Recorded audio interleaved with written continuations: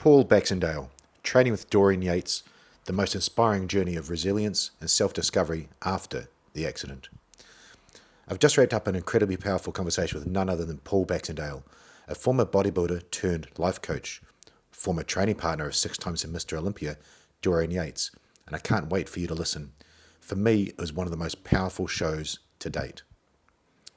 From muscle to mindset, Paul opened up about his journey from the competitive world of bodybuilding, training alongside legends like Dorian Yates, to the values that underpin the fitness community. Trust, honour and integrity aren't just buzzwords, they're the foundation of a supportive gym culture. Resilience in the face of adversity. Paul's life took an unexpected turn after a severe, life-changing, disabling injury, leading him down a path of soul-searching. He shared how philosophy and literature, including works like Meditations by Marcus Aurelius, helped him rediscover his purpose and resilience. Overcoming the darkness. In a raw and vulnerable account, Paul recounted the darkest times of his life, grappling with the spectre of suicide and the depths of depression. It was through sheer will, the support of loved ones, and a newfound understanding of mental health that he dragged himself out of that darkness, emerging with a renewed passion for life and a commitment to help others facing similar battles. The power of connection. We delved into the importance of community and the rare, deep connections that sustain us through life's toughest challenges. Paul's story is a testament to the strength we find in each other and the transformative power of reaching out for support. A new chapter as a life coach. Paul's transition to life coaching is driven by a desire to help others find their purpose. He's not about cookie-cutter programs. He's all about authentic, one-on-one coaching that's as real as it gets. An open invitation. In a heartfelt moment, Paul extended an offer to our listeners. If you're struggling or need someone to talk to, he's here. It's not about business. It's about being a part of a community that cares. I'm still buzzing from the raw honesty and profound insights Paul shared. If you're looking for a dose of motivation or a reminder of what's truly important in life, tune into this latest episode. You will not regret it. And remember, if Paul's words struck a chord with you, reach out. He's made it clear he's here for you, and so am I. So let's keep building this tribe together. You can find Paul at paulbaxendale.com and on Insta. And again, in the show notes below, click the link, Paul Baxendale. Thanks for watching. I'm Damien Porter, former New Zealand Special Forces operator, subject matter expert from hownottoDie.com.au. And you're listening to my Straight Talk Mind and Muscle podcast, sponsored by these guys, mystate.com, the ultimate daily formula for optimum hormone health, stress management, energy, and performance. 100% natural and clinically proven ingredients, it provides everything you need to raise your game in a convenient, gut-friendly capsule. Links for my former shows are in the show notes below. Thanks for watching.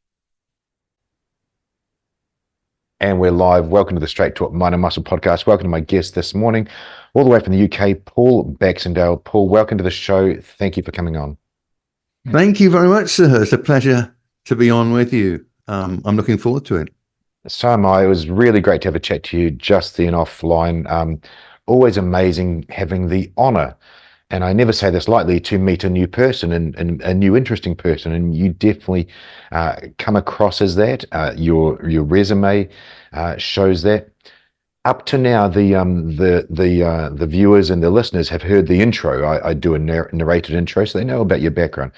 But your background from your words is what I try and get across. So, what an interesting journey you've had. You definitely remind me of another man, Daniel Winkler, a master bladesmith. I titled that a Renaissance gentleman, and you've come across as an evolved man to me in our chat just then.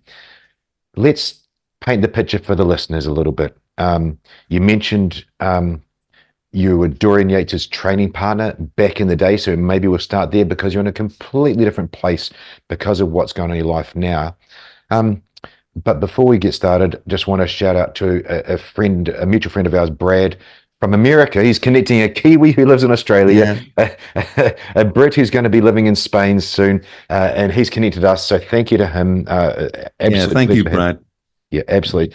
So let's talk about the bodybuilding start, and what, how did that evolve? What did that Okay, involve? Because what got me into bodybuilding in the first place? Well, martial arts, which isn't an unusual start for a lot of bodybuilders. true. I began martial arts when I was about 10 years old, and trained in Shotokan karate and then wushu. And what I found was, as much as I enjoyed the martial arts, I began to enjoy the weight training just as much, to the point where I began to spend more time in the gym than I did the dojo. So it was kind of a natural evolution for me to go from that base of martial arts, which I kept up until I was about 24 years old. But I really focused on bodybuilding from about 18. And I was fortunate enough to have a mentor who had stood on the Mr. Olympia stage. And I worked the doors with him, a Right. gentleman, he's passed now, Johnny Fuller. He won't be very familiar with a lot of your audience. I remember the name. Yes, very famous. Yeah.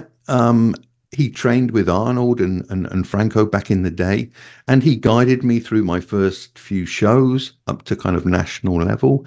And then the big turn for me happened in 1992. And it was the year Dorian won his first Mr. Olympia in Helsinki. And I knew Dorian lived in Birmingham, which wasn't too far away. It was about an hour and a half drive. And at the time, my girlfriend's mother's house was only half an hour from Birmingham. So I made the decision to try and meet the guy, and if I could possibly watch him train. Yeah. And I did. And what I made the decision once I'd actually seen him. It was so awe-inspiring. It was something I'd never witnessed before. That level of intensity, that level of focus, that level of aggression. It was almost violence in the gym. Yeah. You know, that's how I explain it to people. Like it was almost violence in the gym. And looking back on it now, we both talked about it, Dorian and I think what we were doing was what Carl Jung talks about in terms of his shadow self. You know, the darkest, deepest part of your personality, which most men are told to, you know, Repress. it's bad, it's toxic, it's not good. Well, actually, it's an essential part of being a man. You know, if you're going to be a good man for society, you need to have that darkness and danger, but you need to be able to control it. Exactly. You're so And right. And that's special forces guys are the same. They think we walk around beating our chest. We don't. We just have a tool that we know about in the toolbox, and you unleashed it in the gym. absolutely. And I always also worked on the doors, and that was where I had my experience with guys from special forces, because a lot of those guys, when they came out, they worked the doors. And I always knew the guys who had been in special forces or the French Foreign Legion even. Yep. They were the quietest guys. They were the guys who had no ego. They would just walk around very happy, talking to people, but you knew the capability of extreme violence was there. And when things did happen, they were so effective, you know. And it was kind of, that was what I was experiencing in the gym. Yeah. You know, it was that level of intensity. And I've never seen it since. In all the gyms I've trained at, in all the professional bodybuilders I've watched since then, I've never seen that level of intensity ever since. Now, I made a decision to travel to Birmingham 3 times a week, even though I had a full-time job, even though I was still working on the doors, but 3 times a week I would travel to Birmingham just to be around Dorian and to kind of watch him train. And eventually, after about 3 or 4 months, one day I was in there warming up, training legs, and he said to me, "Oh, it's a shame you're not doing legs tomorrow, Paul. You could have joined us." And I said, are you serious? He said, of course. I said, well, I'm going to stop right now and I'm going to come back tomorrow.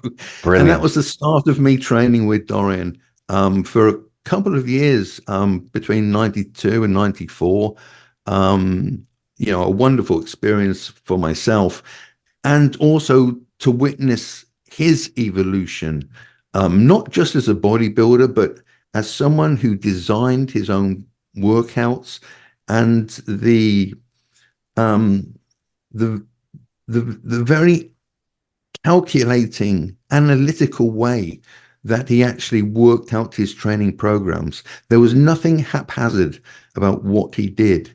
And I think most people are aware of his famous DVD, Blood and Guts. You know, it's a very popular video, and it shows him in 1996.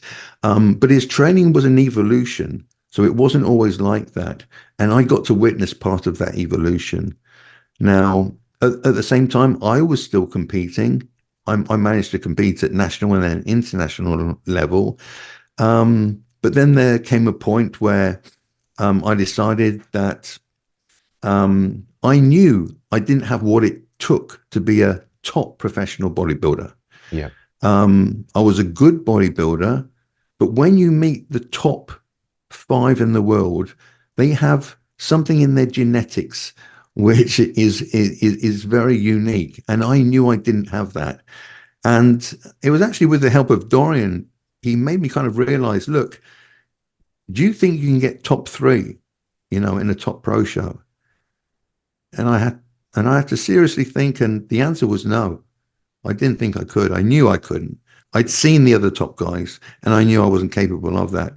So instead of putting my whole life into this endeavor, which I knew I was never going to be able to make money from, basically make a living from, I had to choose to make it a hobby, something I enjoyed. I could even still compete and enjoy it, but not to throw all my eggs into that one basket. And that was when I opened my first gym. And since then, I've opened gyms and health clubs, and my life kind of evolved from there, basically. There's an awful lot to tell. Can I unpack a little bit of that, please, Paul? Yes. That's quite a rare thing for a bodybuilder to have this self-reflection, and you were also helped by Dorian. I interviewed an amazing lady yesterday, Ashley Romiak, and that these shows don't come out sequentially, but she had the best self-image from female bodybuilder I've ever seen. It was very rare, and you've essentially done the same thing. Most bodybuilders come from a place of the small man syndrome, having this shield of muscles around them, very different than people I interview, and the ego can really take over. There'll be a very, I suggest in the modern world now, someone in your same position, without that self-reflection and maturity, they just start putting more drugs in and doing these obscene things to actually get there, rather than realizing, okay, that's the top, I'm here, this is my position, now where am I going to go? I mean, even back then, I suppose it was quite a rare decision to have been made. But what I see today in the fitness industry today, it scares the living daylights out of me. Why? The young men and women that often get involved in weight training to compete. Like, they're not getting into it because of the love of lifting and what they're physically and mentally getting out of the process. Yep. It's they actually go in to get on stage. Wow. And like back in my day, like the topic of anabolic steroids, like it was not a topic. Like, you could not talk to anybody about it until you'd reached a certain level where you'd kind of become one of the big guys in the gym, and then you were kind of accepted into the inner circle where things were discussed. And so I trained for 8 years naturally. I competed naturally in untested shows. Yep. I won untested shows naturally. And it was only when I got to a certain level that I realized if I'm going to be successful at national level, there's something different with these guys that I'm not doing. And I knew what it was. But I again, I had to make a very important decision. I sat myself down, weighed up all the pros and cons, and I accepted the possibility that there was the potential for side effects. But I went into it knowing what I was doing with support, and what we were using back then is not even comparable with what young guys start out with today. I mean, look, I've told people, what my cycles were. Dorian's told people what his cycle was He's for been going open through about it Olympia. online and through the internet. Yes. People do not believe us. They say they cannot believe that is all we took. Now, I don't know whether the difference is because back then anabolics were legal. We could go to a pharmacy in France and we could buy whatever we wanted legally, and we could bring them back over. And so everything we used was pharmaceutical. Whereas today, nearly everything people are using are from underground labs. You've got no idea of the sterility of the product, how much is in the product. Yeah. But even if the dosages are real, they're taking insane amounts.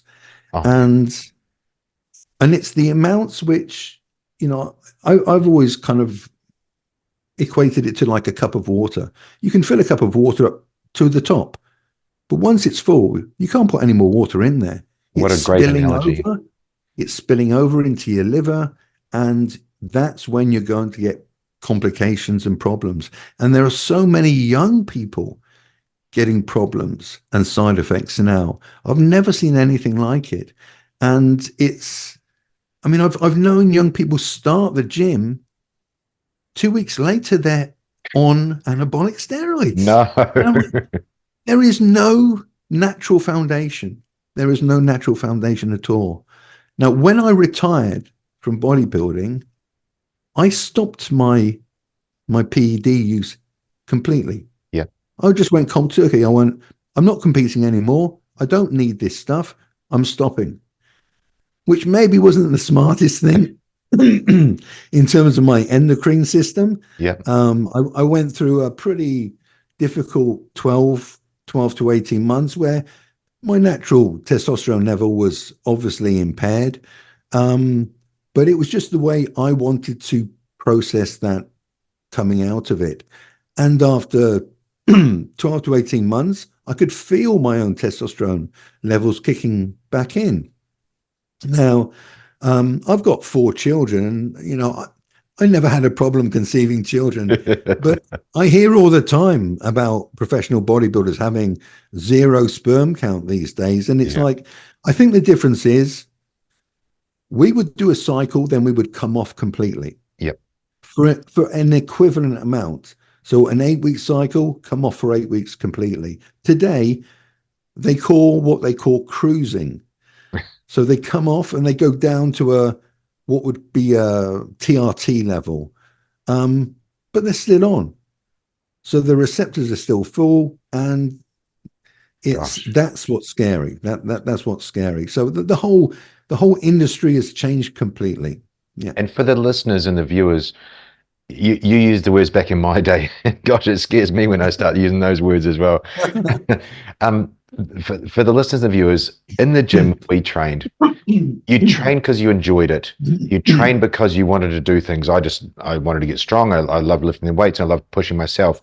And then some person of repute will go, "Oh, you're looking really great," or whatever they say. Maybe you should think about competing. That's wrapping up what you said there. But these people coming into the gym and thinking they're going to be on stage, that's just not the way it worked or works. And you could be forcing yourself to try and be a Formula One driver when you can't even get your own car around the track, Yeah. Excuse me. Sure.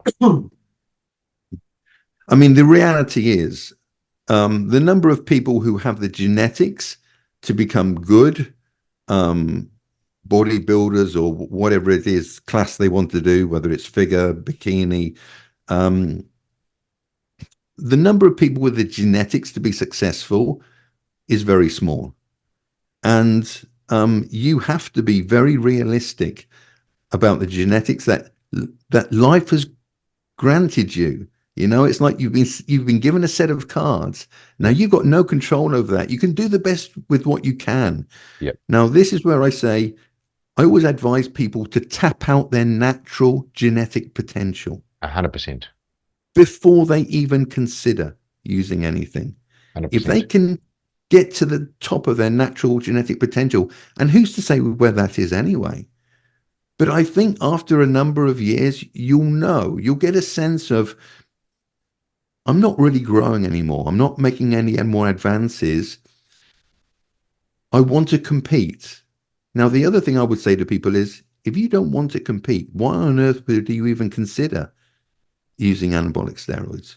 Unless perhaps you're in your 40s or 50s and you have low testosterone levels and you go to a endocrine specialist and get referred TRT, which is, you know, the only way I think, you know, you can justify using testosterone.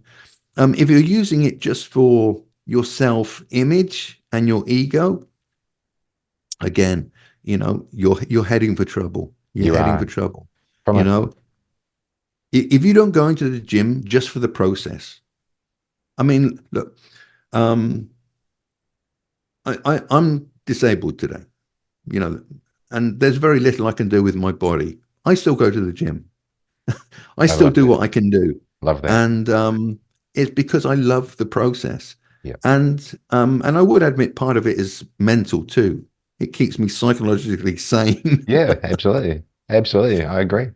But it's just the process that I've loved and I've always loved. You know, I've never wanted to, you know, walking around in a tight t-shirt or, you know, look, when you get a certain size, you know, when you're kind of hitting 300 pounds, 310 pounds, you're not going to not be noticed. You know, it's like, you're going to get noticed. You know, it's like you can't hide that. But it wasn't something that I ever sought out. I never needed to sort out because, like you say, I didn't go into the sport feeling like I was insecure or feeling like a small man. I went into the sport because I was loving what I was doing. And it's interesting.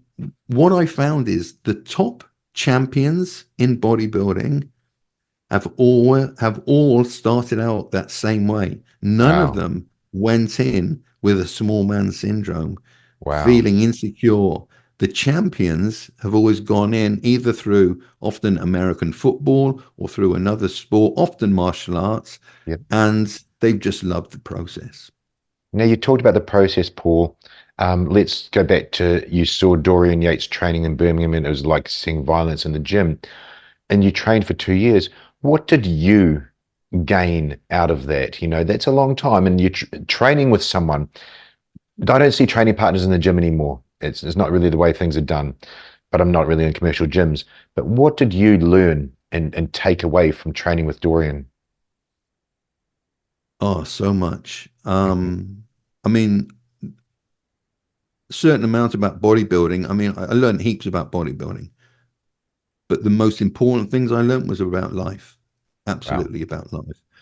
I mean, for a start, it was Dorian that sat me down one day.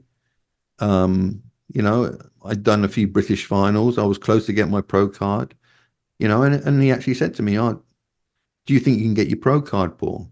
And I said, "Yeah, I think I can get my pro card." He said, "Yeah, I do too." He said, "Do you think you can get top 3 in a pro show?" And that was when the bell rang, you know. And I mean, he was slightly different in that I think he knew that he had the genetic potential. Like, Dorian and I were about the same body weight back then. Yeah. Like, we were about 310 pounds, but he made me look like a stick. If you just looked at the two of us, we were like chalk and cheese. It was like there was no comparison. Yet we were Wow. the same body weight. Wow. You know, it was nuts. But he also taught me um, a lot of things that I kind of already sensed.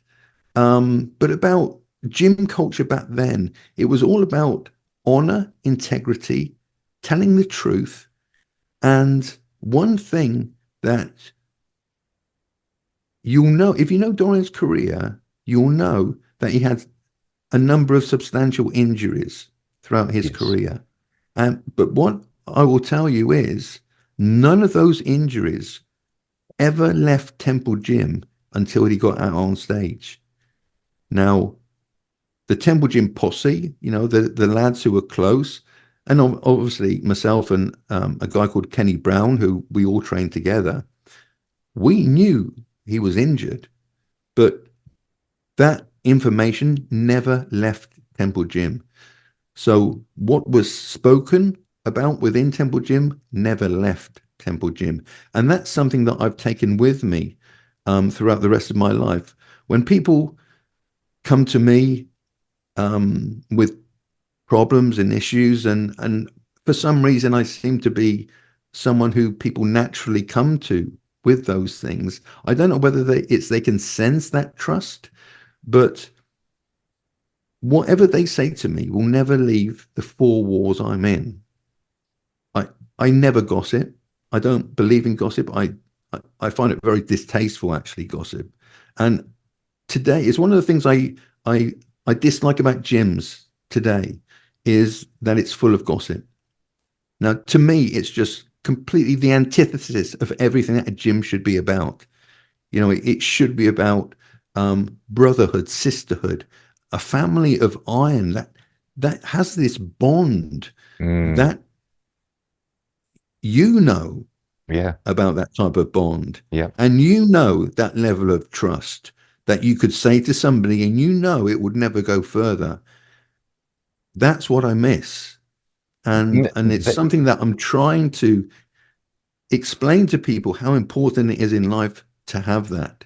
it is important. You're saying brotherhood, and I'm at the end of that, I'm thinking community, and it doesn't matter that it was in the gym or is in the regiment. It's a community of like-minded individuals, and then you've got people that you can trust with your life, people you can trust with your secrets and your pain and your successes as well. And I think just stepping another level out, Paul, it's not just the gym, it's just what we're missing in this 2024 sort of world. We're going to get to that with your coaching, which I'm loving to unpack down the track. But I agree with you completely that those values don't carry over, and it's people talk often about finding their tribe, and unfortunately, we do have to do that, and sometimes you have to create that. Yeah. And I'm sure you would have experienced within various regiments that there would have been people who did not carry that criteria with them. They didn't carry that honor or that trust. And I've got no doubt that they would have been quickly removed Oh, from from the tribe, because you would have absolutely. known who they were and they Yeah. wouldn't have lasted long. No, no, not at all. You're No. so right. Yeah. You're so right. Look, we've got that was obviously a pivotal moment that you've explained a couple of times there. That reflection and self-reflection. Um, and then you mentioned sort of about 10 minutes ago, disabled, you had a life-changing injury. Could you talk to, so from your bodybuilding doorman work and also some of the close surveillance work to your what caused this life-changing injury, and then where are we going from there? Yeah, I mean, it's just part of my story. And what I always say to people is, like, my story is no more important than anybody's story. Like, everybody's got a story. And it's like, make your story as enchanting and as magical as you can. It's your story. It's not my story. My story is this. And, I have to say, it's no more important than anybody else's. But this is what happened. So basically, in 2007, I'd spent my whole life bodybuilding or personal training or running gyms and health clubs. Yep. In 2007, I was walking up a set of stairs. The stairs collapsed underneath me, and I ended up breaking my spine, my pelvis, internal damage, both quadriceps ruptured off the knee, and basically it left me disabled for life. Now, what followed was a tough 2 or 3 years, a pretty Oh, yeah. dark period of my life. Because not only did it take away from me physically, but it disintegrated my identity, Of course. who I thought I was. And I think you might be able to relate it, even though accidents may be not part of it, although some people watching this will have gone through perhaps injuries that have caused a life transformation. Who you've been associated with being, who everybody who knows you as this or that. In my case, a bodybuilder or an athlete. So for 40 years of my life, I'd been a bodybuilder or an athlete. In that one morning, my identity shattered. I had to discover who it was I really am inside.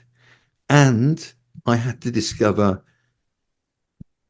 what purpose is there for me now, and seeking that purpose, seeking life's purpose, is probably the most difficult thing anybody will have to do. But it's also the most important thing everybody has to do. You have to seek your own purpose in life, because, whether you've been in the forces, whether you've been a top athlete, whether you've been in a job for so many years, there will come a time where that identity ends. Yep. And that identity but it probably isn't what you were truly put on this earth to do. Now, that sounds a little bit kind of spiritual, and it is, because I personally believe that every single one of us on this earth has been given a purpose in life, a spark of divinity, you might call it. And you have to seek that spark of divinity to find out what it is you're truly placed here to do. And so I had to search for that. And it's not an easy task. It took a couple of, very dark years. And it took a lot of soul searching, a lot of reading. I read a lot of books, a lot of philosophy. Eventually, I decided I can't use my body anymore, but I can still use my mind, my brain. And so it took me into the world of academia. And so I did a degree in history, and then I studied psychology, and then I did an honors in literature. And it was literature that opened me up to some of the greatest minds ever in history. And the greatest minds led to the greatest works, and those works led to the greatest words of wisdom. And I just soaked it all up. For the last 10 years, I've just been reading and learning everything, from Western writing to the Russian classics. I'll read any book and love it. I haven't found a book yet I haven't enjoyed. It was interesting, because so that pivotal morning of that accident that left me disabled, actually, I do honestly look back now and think that was a blessing. And you'd have to look at it like that. I'll tell you, it's the truth. And I'll tell you why. If I hadn't had that accident, I would probably still be involved in bodybuilding. I would probably still be perhaps even competing. Who knows if at age, 50, I would have, I'll go in for the over 50s class, and I'll win a world title, or, I'll get my pro card at, 55 or something. But which is like, well, that isn't my purpose. No, It's no. like, yeah. So it almost forced me into, it was almost like the universe was slapping me across the face saying, that isn't what you're supposed to do. Find out what you're supposed to do. And so, yeah, the process wasn't easy, but I got there. And once I'd found it, it was beautiful. Immersing myself in this world of literature was just as pleasurable as those glorious days in Temple Gym training with Dorian, but in a completely different way. That's an amazing comparison, or truly amazing comparison. I'm intrigued that you said identity and purpose, because it's only me. I've done it. I've had a show or two with this. I believe if you lose identity, purpose, and connection, that's the three-legged stool. And of course, a three-legged stool, you lose one, it's not very good. But you lose all three, and you're not going to be around for very long. And you talked about identity and purpose. You did, however, mention a couple of dark times, and you're clearly in an amazing place now. And we're going to celebrate that, and then how your purpose is helping others. But because you glossed over it, and because we're here to help others, Yes. if you're okay, I'd like to touch on that, because you said a couple of dark years. A day of darkness is bad enough. I've been there. Many of the people on the show have been there. We've got Tom Sadlerly from Black Hawk Down. Pulled had a 45 in his mouth, ready to pull the trigger. Had Tyler Schwartz, a former veteran, same deal. He had the bullet didn't go off. A bunch of other veterans, and a lot of post-traumatic growth. But 2 years of a dark time, that is a long time. Knowing you're in a great place now, how did you drag yourself up and out of that hole? I think part of it was resilience. Part of it was anger. Part of it was I refused to lose. Mm.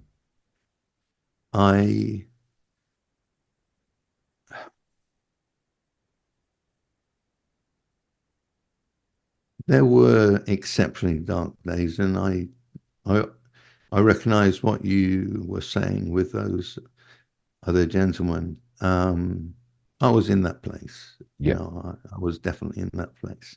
Because it seems like a solution, Paul. It's a logical solution to a problem sometimes for males. Yes, it does. And it almost seems a pleasurable solution, because who knows what's beyond the veil? It might be absolutely beautiful and wonderful. And you're going through so much extreme pain. Now, whether it's physical pain, which I'm in pain 24 hours a day, even now, then, just the same 24 hours a day of physical pain, plus you add on top of that the disintegration of who I thought I was. I'm not. I can never be that again. What can I do for the rest of my life? Yep. What do I want to do for the rest of my life? I had no idea. I had absolutely no idea what I could do, wanted to do. And so my solution, it did begin with reading. Yes. It did begin with reading. One of the most important books, most profound books that I bought and had the most impact on me was Marcus Aurelius's Meditations. Wow. Wow. If there's anybody who's going through such a time now, I would suggest to them, it's a very cheap book. It's not expensive. You can buy it very cheap. Marcus Aurelius Meditations. Marcus Aurelius was perhaps the greatest Roman emperor ever. Marcus Aurelius had everything available to him that he desired. Whatever he wanted, he could have had. And yet, he chose to live this most virtuous life. His brother was living a life of debauchery and licentiousness and instant gratification. And yet, the Roman emperor, who had everything available, chose to live simply with his wife and his children, and to a standard of honor and virtue and integrity and truth and courage. So it's like he wrote that book for his son. He wrote that book for his son. If he wasn't going to be around for his son would have his teachings. Now, so that had an incredibly powerful impact on me. And from Aurelius, I then began to think, now this school of Stoicism, this seems interesting. It's helping me. Let me read Epictetus. Let me read some more of this philosophy. And then I would branch out into, there's all these different schools of philosophy. Let me read Carl Jung. Let me read Ayn Rand. Let me read everything I can possibly read that is giving me information. But for some reason, it's helping me. It is helping me.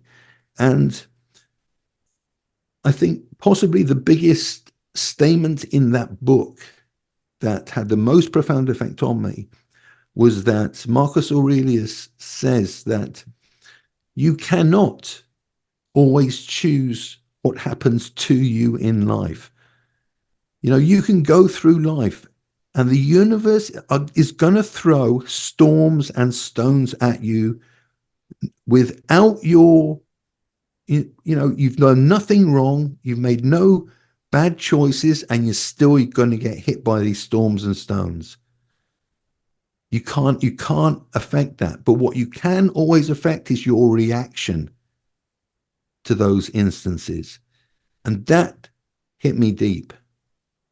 It was like, I couldn't have affected that day on the stairs. There was nothing I could have done for that not to happen. But I can choose my reaction to that. There it is, Paul. You gained some control over your situation. Yeah. You gained control you didn't know why that book was doing what it was doing, but you said it was helping you. You didn't know why. And that then gave you another step. That's that little light you see. It's amazing to hear that. And I loved before. So first I want to say thank you for being so open and relating that part of your journey. It's incredibly hard to say, but if someone's watching this, it's going to help them. And that's why we do this.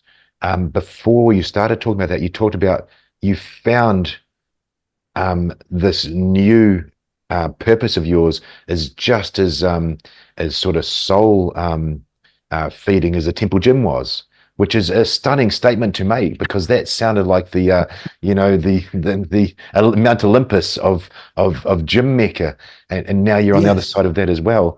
But it is. We had to explore that dark time to make people know they need to reach out to men that are in that place. If you're a man listening to this, you came across a book.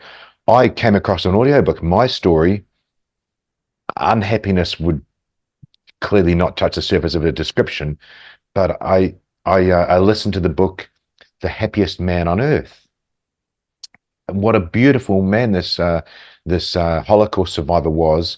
And he was incredibly unhappy, but he chose to be kind, because I couldn't choose to be happy, but he just chose to be kind to someone and someone and that started that snowball of goodness, of good mental health started to happen, and that was my way out as well. So it's really intriguing to hear you say you started to feel better. You didn't know why, but by reading, and then obviously you're doing all the things you did with bodybuilding, but the bodybuilding resilience got you there. You said, you're refusing to lose. There was a bit of anger there as well. We need to have that anger in a controlled way, and you regrew your brain. Yes, I rewired my brain, as it were, and I just thought of another book. I don't know whether you've read it, but Solzhenitsyn's experiences of the gulags. Oh, wow. Understanding. Here's a man who's spending years in the gulags, and yet he's coming out with positivity, with an entire book that he's got in his head. He's not even had a pencil to write it down. And he's gone out and he's written this book, and he's had to smuggle it out of Russia to get printed.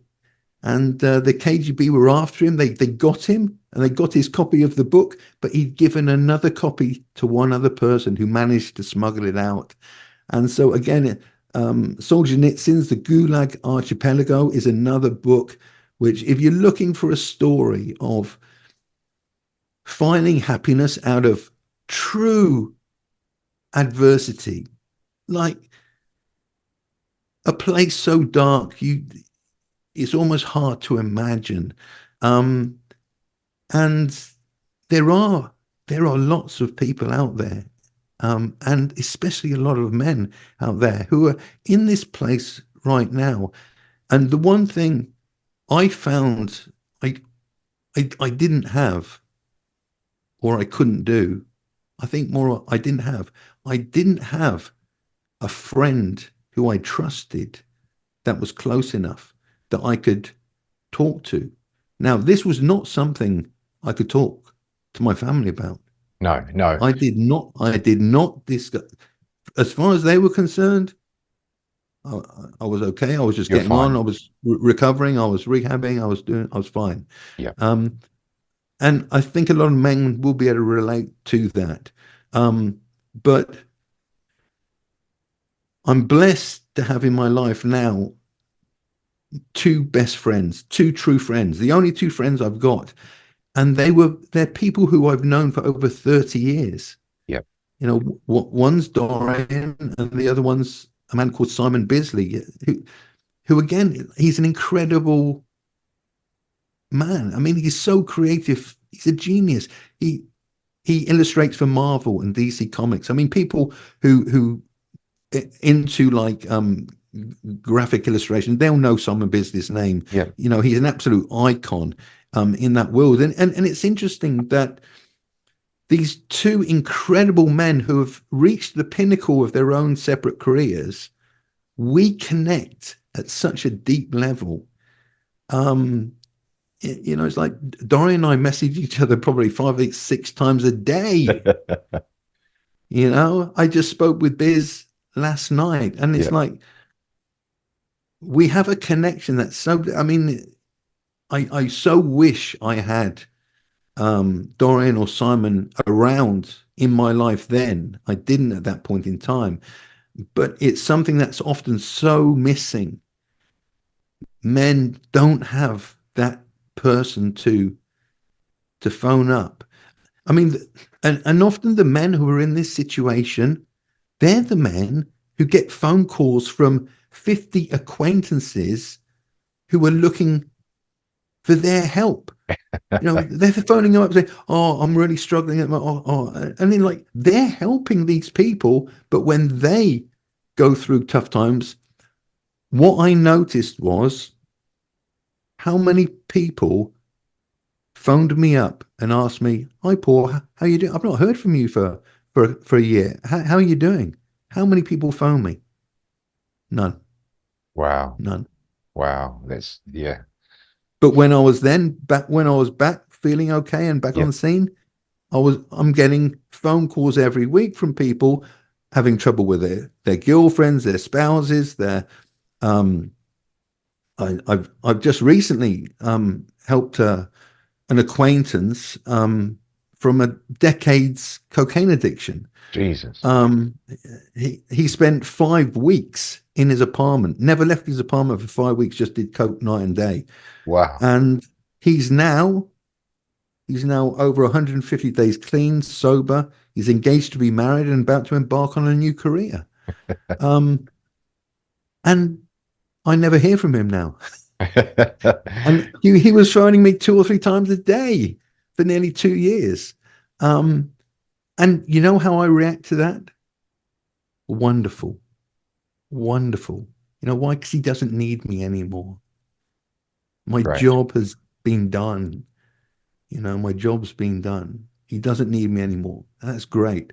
You know, it's like, I don't care that he doesn't phone me anymore. I don't want him to phone me anymore. If he phones me, it means he needs me. You know, it's like, Exactly. but men, you know, it's great for men to have other men they respect who have comparable values in integrity and honor and truth. And it's so rare to find them. But when we do find them, we have to connect with each other and we have to stay connected, and we should stay connected. This is our community. You said that word, this is connection. our community. Connection. You nailed it, Paul. You have to. And what we started this show off near the start about community and tribe and not really having that in the gyms and things now. Gyms was just a term, really. We can call it the whole world. However, the positive side of that is we're in 2024. You're in the UK. I'm in Australia. I told this story the other day on a show that hasn't aired. Instagram. I always thank a follower if I get the chance to. And this guy that was in the UK messaged back. His dad was one of the guys in the Iranian embassy, and I read his message wrong, and I thought he was suicidal. I thought he was in that place right then. Thankfully, the message, he just typed it poorly.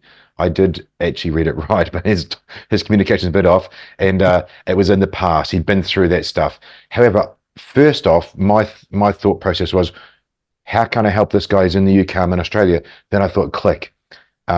My friends in the UK, guests and shooters, I was messaging them while I was messaging him.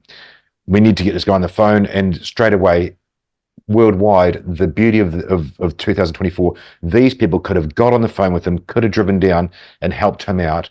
That's the difference here of the closeness of the modern world as well. Yeah, it's interesting. In the last couple of years, when Dorian and I have been reunited, you know, we've only been reunited, you know, like for the last couple of years. But the day we met, like after all those years later, it was like I'd just seen him the day before, and the connection was so deep. You know, it's like I went over to visit him in Spain, you know, for a week, and I thought, oh, I might see him once. I might see him a couple of times. You know, he's so busy. He's got so many things on. I saw him every single day. We met for morning. We met for afternoon. We met in the evening. But for the whole week straight, it was just a connection that was just like that. That's so rare in this lifetime. But Dorian has a term that he talks about that I think is so relevant here, and it's tribe. Yeah. We find our own tribe. And perhaps this is part of a large tribe. And, you know, we're all part of that tribe, and we each have our individual role to play. Like, I would imagine we're all leaders. I would imagine we're all men and women who are right at the forefront, holding the torch, saying, follow me. But at the same time, we're all brothers and sisters. We're all connected, and we're all part of that same tribe. I agree. And the point you made just earlier, to add to that, is that tribe. Hopefully now with education from so many different people saying this, you know, Jason Fox, Ollie Ollerton, Ant Middleton, because they're the TV versions of this. and everybody I've mentioned and people you've mentioned, they know that the leader can need help as well, and they'll be there to support that. Because, as you said, when you needed it, not one phone call. When everybody else needs it, you're getting all the calls. I must make a point that you did say, and I know it's highly unlikely you've listened to any of the shows. Interviewing Steve Hansen, the New Zealand All Blacks coach of a decade, one of the best coaches in the world, he said that he could talk about just about anything with his team, just about anything. He's super open, is just how you were self-reflective and how Dorian was reflective. He couldn't talk about that with his family. Not a chance in hell. And you said exactly the same thing. Yeah. And then that I'm saying that because the wives, the girlfriends, the sons and daughters listening now, we're always going to say, "Yep, I'm fine. I'm good." You got to dive into that a little bit deeper. And sometimes a way around that would be to call for you listening, the wife, spouse, whatever you are, to call up a friend of someone and do that. I'm going to tell a quick story about that because it's so powerful. And a good friend of mine, Dr. Kirk Parsley, a Navy SEAL and now an amazing doctor. His buddy that went into the SEALs, so SEALs at 19, and he's like my age now, somewhere between yours and mine, I think, Paul. His best mate, he gets a call. Kirk gets a call from his wife's best mate. So and so, I don't know his name, he's gonna take his own life. He's out there on the lawn, and I don't know what to do. Kirk goes flying around there, and this guy has all the reasons. He says, this is why I'm going to do it. This, and this. Completely logical. And Kirk goes, "Yep, you're totally right. But we don't want you." The smile on his face is beautiful. "We don't want you to do that. We love you." And he picked him up, had put him in a jet the next day to Mexico, and for I think 5 days, did a whole bunch of work with psilocybin and other things. So some physiological and biological things on top of the psychological. This guy came back a different man. The point I'm stressing is the wife called the best friend because Yes. it just worked. Yeah, I think it's an area where a lot of mainstream doctors, GPs, the experts in the medical community of depression and related subjects, it's something that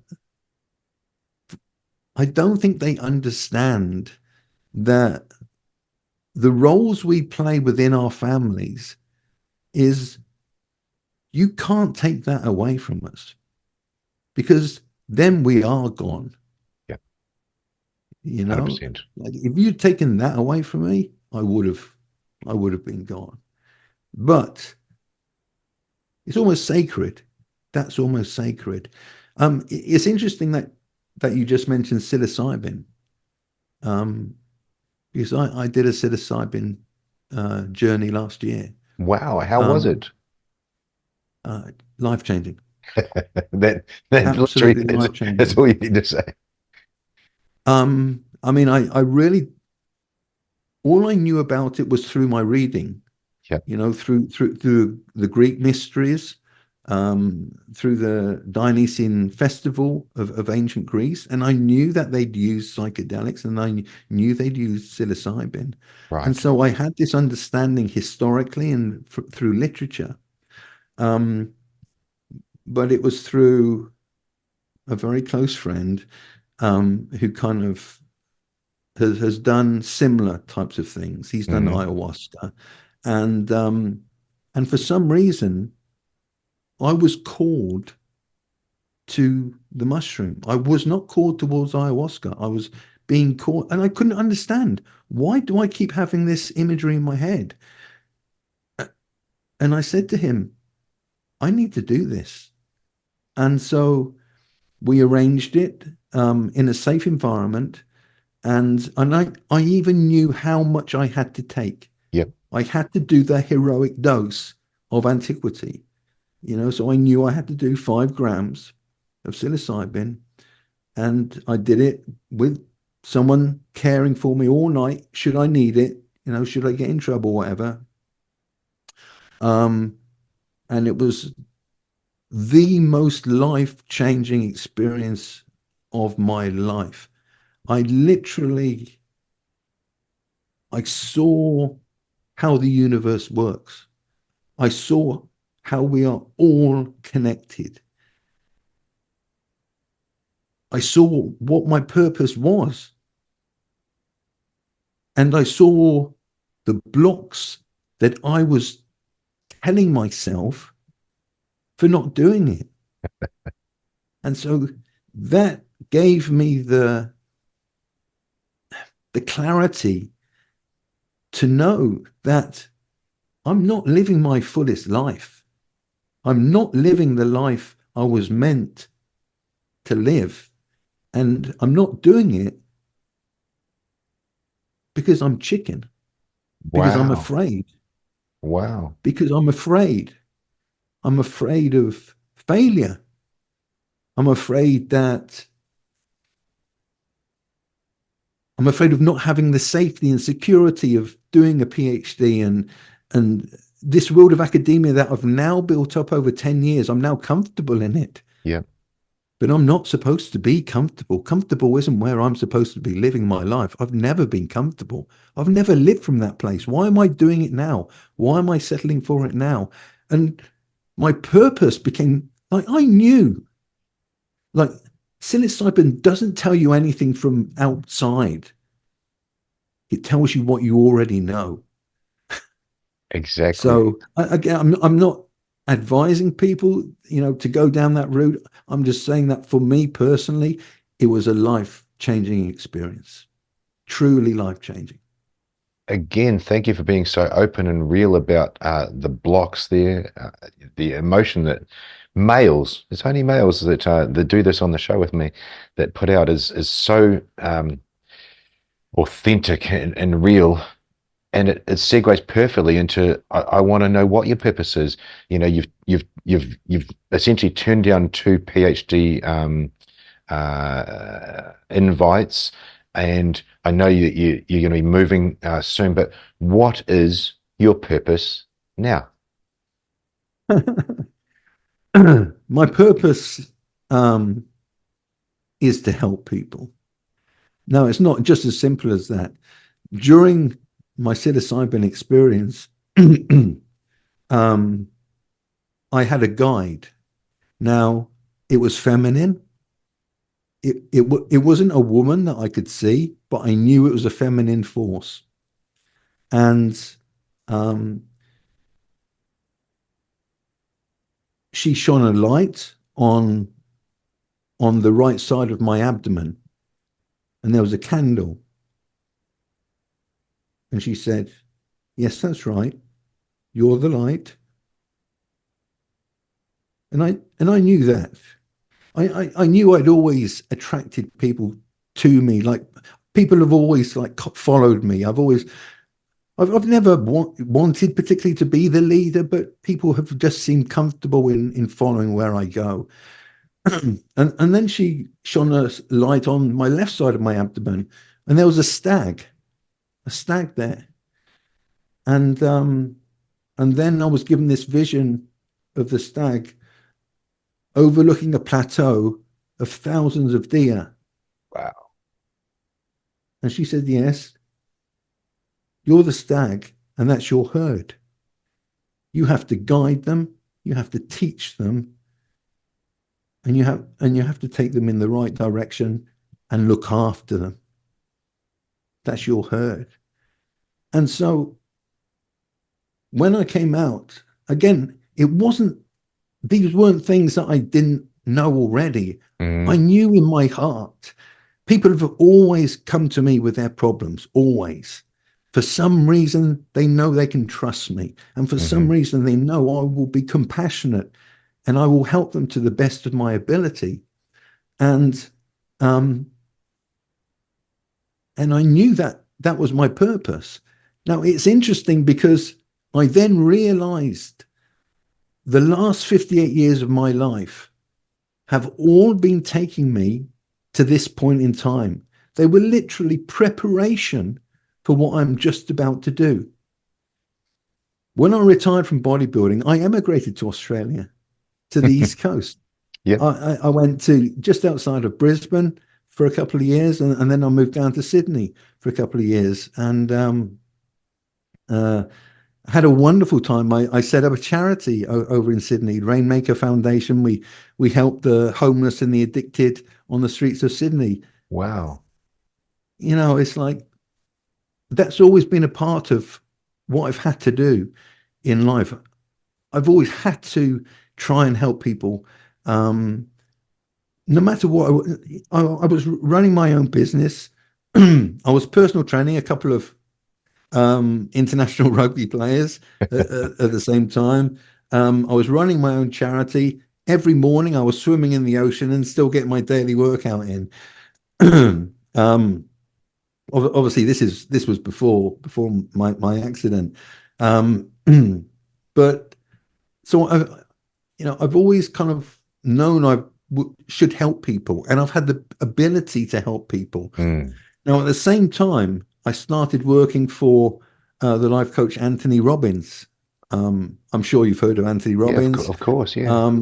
Well, I had the privilege of going to Hawaii with him, Australia and Singapore, as part of his team, helping coach people, and then working in his offices for a while in Sydney. And so that opened me up to the world of neuro-linguistic programming, which, I studied for a long time.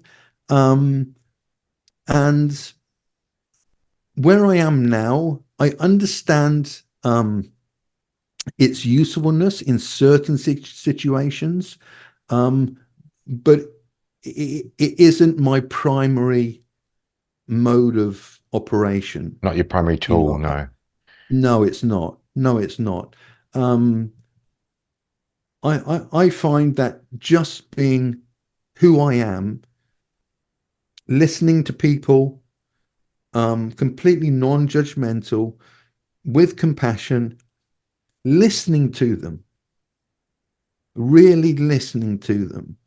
And there's a big difference between a lot of people. They'll sit and they'll hear you talk, and there's people who will listen to the words that you say, and they will watch your body language, and they will understand what it is you're actually truly trying to communicate, because some people aren't as articulate as others. And some people can express feelings and reactions and things that they want better than others.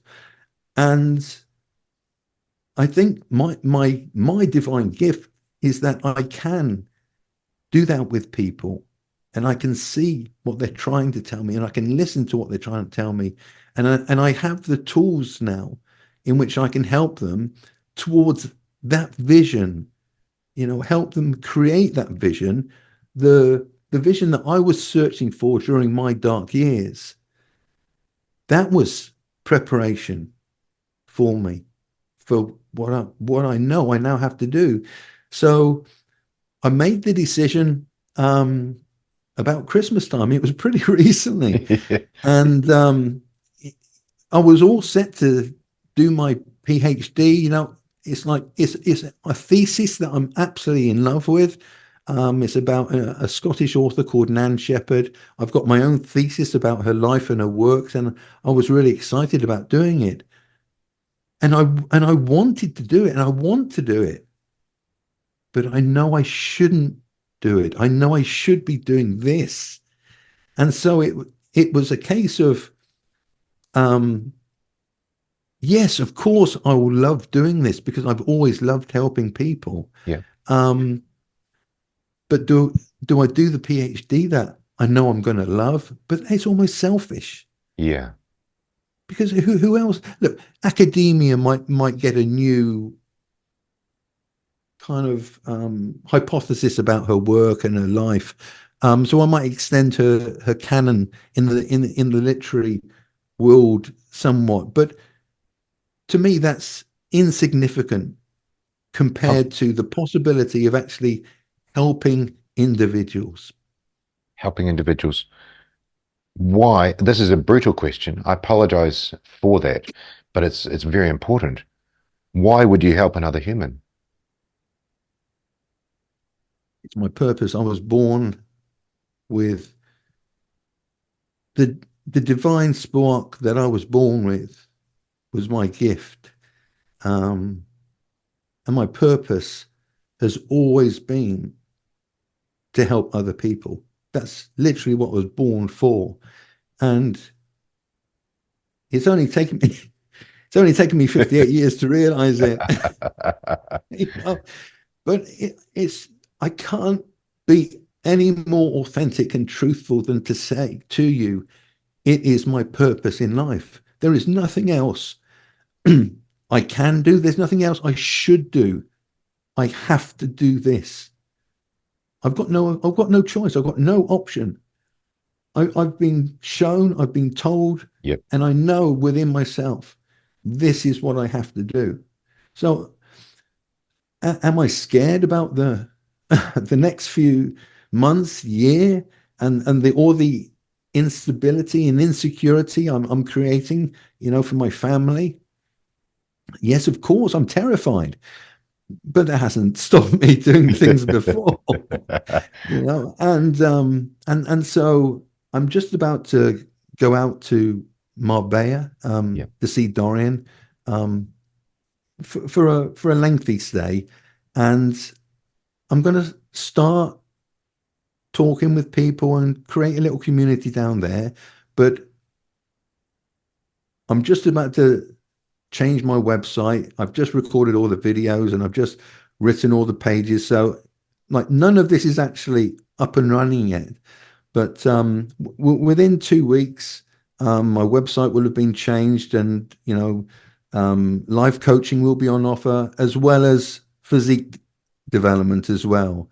I mean, I realize that just because so many people know me from the world of bodybuilding, that there is so many people that may want my help in terms of physique transformation. And if I can help them with that safely, healthfully, but also with a view to, just sneaking in there a little bit about their own purpose, Yep.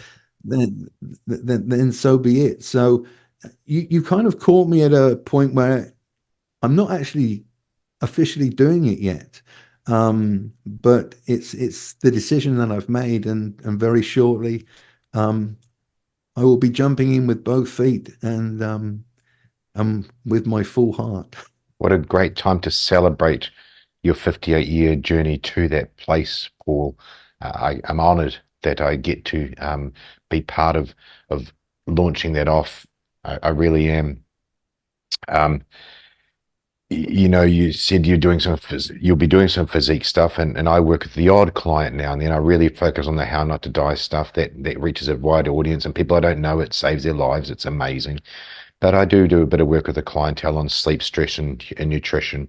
And really, the nutrition and body part is a tiny part. Really, fixing that their headspace part up is much. It's 24/7 for them. The body is just what they wake up with and measure. So I feel that helping them out psychologically, helping them out holistically, helping them out with that life coaching, as you said, which I think is it's actually a great title. I just think it's not very well known title is excellent. I'd like to maybe get a sort of a soundbite from you, someone that's coming to you not for physique, but someone who's going to be coming to you looking at your website. What would you say to them about how, I'll get the question just right, someone that's seeing your website, how would you explain to them what you're going to do and how you're going to work with them? Okay. The first thing I would say is I always get really uncomfortable with the term life coach. I don't like it. And I really wouldn't be surprised if when people hear that term, they kind of have a reaction against it. I think because it's associations with I'm not sure people know exactly what's involved, but I don't think the standard has particularly been that impressive in the industry. And from my experiences with people in the industry, I've been quite unimpressed with the level of authenticity that's being given. Now, I've already decided I will only take on a limited number of clients. Like, to start off with, I'm only taking on 10 clients. Now, I've got friends on the online training part of the business who have over 100 clients. Wow. Okay. That's not how I do things. I can't do things that way. What people will not get from me is an app. They will not get anything automated. They will not get one of my team responding to them. When they deal with me, they are dealing with me directly. They receive my phone number. Every Zoom call they get will be with me, nobody else. Every communication with me will receive a reply from me, nobody else. And when we have our Zoom conversations, again, it's that old standard of Temple Gym. It's whatever you tell me within these four walls will never, ever go anywhere further. And I suppose the fact that people like Dorian, people like Simon are my best friends, I think that hopefully tells other people about the level of trust that you can put in me. Look, both Dorian and Simon say things to me that, look, if it went out into the public sphere or whatever, it's like, who knows what havoc could be caused. But they know, they can tell me anything and it would never leave my lips. I know stuff for over 30 years. I've never told a soul, and I never will tell a soul. It's that level of trust that you can tell me anything and everything, and you'll receive nothing but my compassion, but also my experience of life in knowing where the next step may be for you. And the next step for you may be you don't even have a vision for your life. Maybe you've never sat down and thought, what is it do I really want? Or what is it that I was always supposed to do with my life? A lot of people don't even have that knowledge or that vision. And that's something I know I can help people create that vision and help them along the way. Now, if they think I know all the answers, they're completely wrong. They already have the answers. They already have the answers. I know that. It's just most people don't have the trust in themselves to trust their intuition, to trust what their mind is really telling them at a really kind of almost primeval level, within the amygdala or whatever. It's like your body's trying to tell you what you should be doing with your life, and you're ignoring me.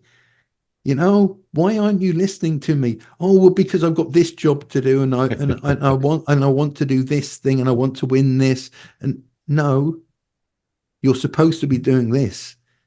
And it's like, you'll never find fulfillment until you're doing this. So you can chase all those other things, and you can get all the rewards from other things, and you can get all the nice things in life. And a lot of the very wealthy people that I know in life are extremely unhappy. So maybe that isn't the answer. But maybe you can have all those nice things and be happy. Maybe you can. But that's how I see it working. It's like it will be exceptionally one-on-one, exceptionally individual. And I know if I took that 11th client on, instead of 100%, people would get 98% of me. And I'm not prepared to let that happen. It's the same with my online personal training. I can only take 20 clients. That's it.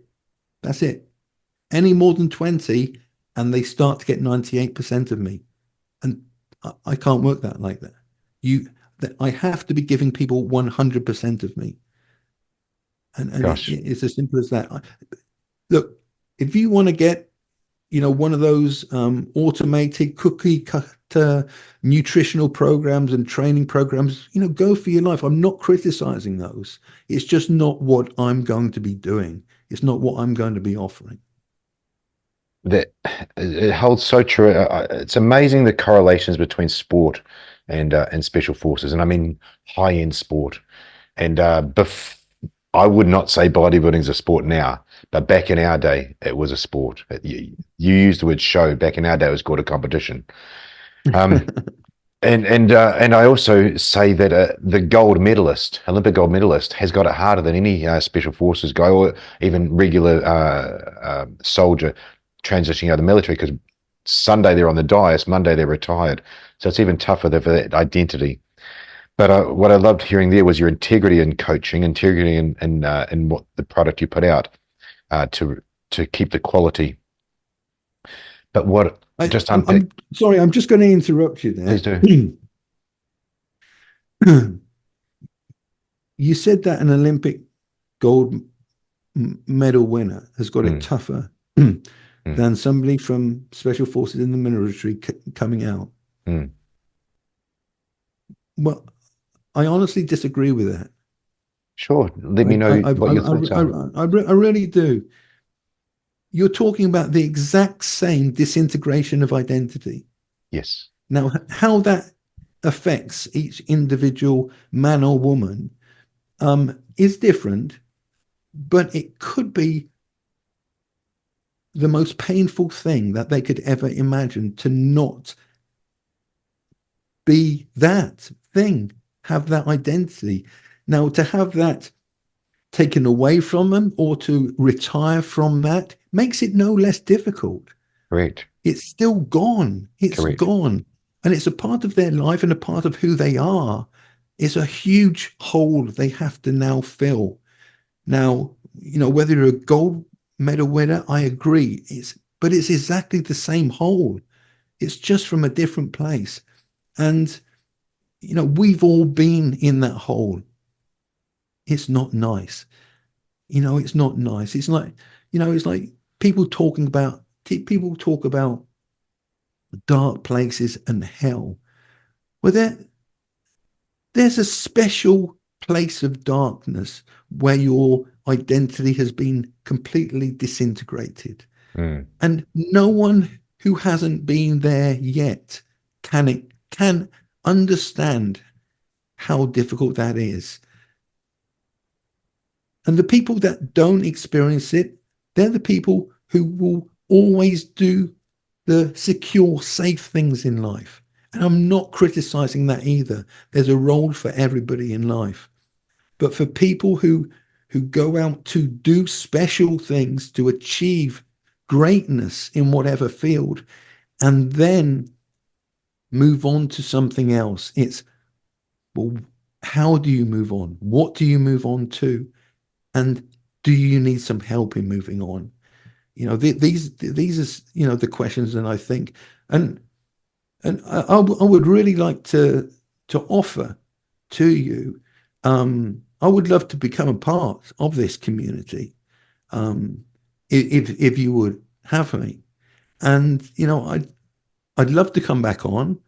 I'd love to talk more, but I'd love to also be available to anybody who's listening who maybe resonates with something I've said. And I'm not talking business. I'm not talking, in terms of clients. But if something resonates with you and you're in a bad place and you need someone to talk to, don't hesitate to give my number out or whatever. Okay? Well, it's like, I would love to be a part of this tribe. That's amazing. And I'm stunned on about 4 different levels. 1, for correcting me, and I accept the correction and agree with it. 2, for the offer to these people that you don't know. Stunning. 3, to be on the same page with you on what we're trying to achieve. And 4, because that was my sum up. That was my summary of this. I don't believe someone can successfully do what you do and are going to do, and there's many other people that are successful in this space, without having gone through it themselves. I don't believe that. I could be wrong. It's only my opinion. I'm not ever saying I'm right in these things. But when we retell our experiences, we come from a place of comprehension. So I want to thank you so much for that offer, and I think it's as real as it can get that someone of your caliber and your experience, both highs and lows, and I remember I've got the email from you in front of you, the mistakes you made and the successes, can offer that and offer it with trust that that's what they're put on this earth to do. Well, thank you. I mean, I really loved our conversation Same. this morning. You took me to places I wasn't expecting. I'm so sorry. I apologize, but it was also so don't good for other people. apologize. I'm glad you took me there. There's Thank you. times I have to be taken there as a reminder. I have to be reminded, and I think that's it's a real compliment on what you're doing, is that you had the ability to take me to that place. Now, I wouldn't go there for many people, I'm telling you now. But, for what, again, I sense a trust. There is a connection of trust that I know implicitly exists here. And, of course, I don't know how many people may be watching it, and I don't really care, but I'm talking to you, Exactly. And that's why hopefully people can sense the authenticity in what's being said this morning or this evening. Absolutely, Paul. I mean, it's palpable, and that word doesn't do it justice in any way, shape, or form. So, if you're listening, please go back and watch, because it's why we do video content as well. As Paul said, the communication methods from body language and everything you see. Paul, I'd love to have you back on, and I know keep this to this part so that people get the chance to listen to it as sequel. They've heard the narrator notes at the start, but currently, and we'll update the show notes as your website comes through. What's the best place to communicate and find you? Well, my website is already up and running, so Great. you can contact me through paulbaxendale.com. Beautiful. It's kind of quite nice and easy to remember. Yep. I have a presence on various social media, mainly Instagram. That's where most people communicate with me, and I do reply to all messages that I receive on Instagram. So I get a lot of messages, but I promise it may take a few days to get back to you, but I always get back to everybody. Thank you very much. And I started off saying, I threw a lot of words out there in titles, but a Renaissance gentleman, that's exactly what you are. Thank you for coming on the show. It's been amazing to get to know you, and show that and celebrate you to the world as well. So it's been amazing. I'm definitely looking forward to round 2 as well. It really has been my pleasure, sir. Thank you ever so much. I've really enjoyed it. I've loved it. Thank you. That means the world. I'll press pause. We'll have a chat. Thank you, Paul. Hi, thanks for watching. I'm Damien Porter, former Special Forces operator, and check out my new project for 2023 at hownottodie.com.au, where I've combined all my Special Forces training and police officer experience to help others. Thanks for watching.